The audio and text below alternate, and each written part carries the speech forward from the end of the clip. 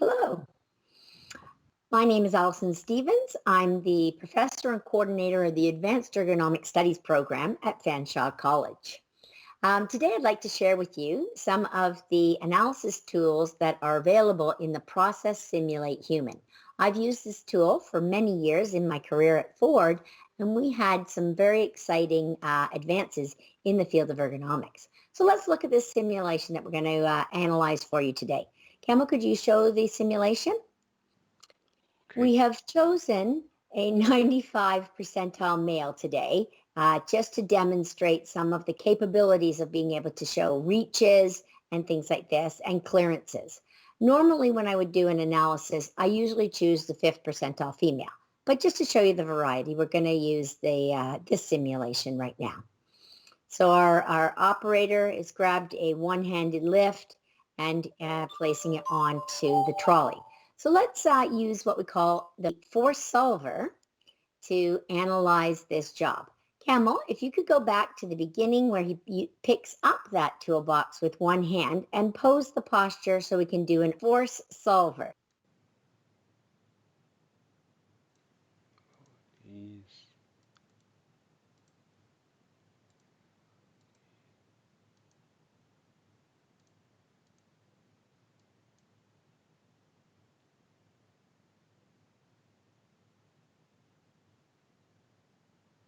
Okay, so we've got the pose posture here. I'd like to use the force solver to analyze this. Camel, if you could pull up that menu, please. sure. VoiceOver is from the analysis tools here. Just click. Great. And before you hit solve, let me explain what's happening. So right now with this posture, it's analyzing it with the biomechanical tool and calculating for this static posture. In the green and yellow and that you see there, it's basically saying what is the percent capable.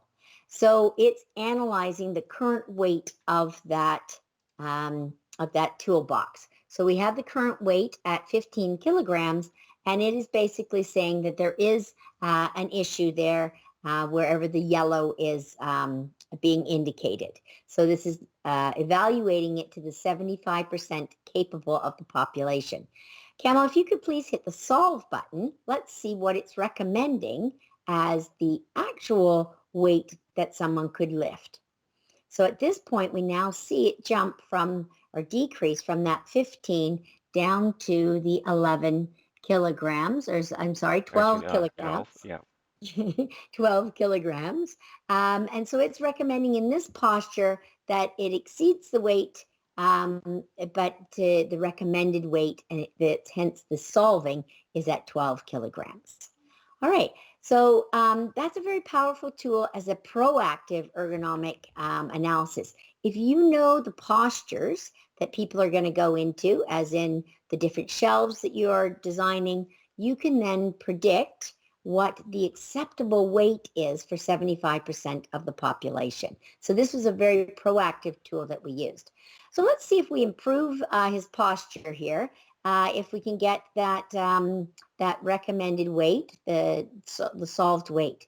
Okay, we'll carry on with the simulation. Let's pose him when he places that toolbox onto the cart.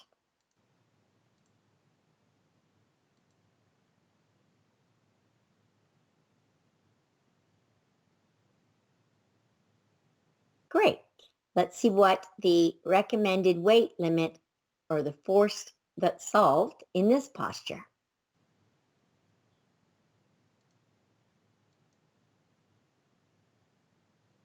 And solve.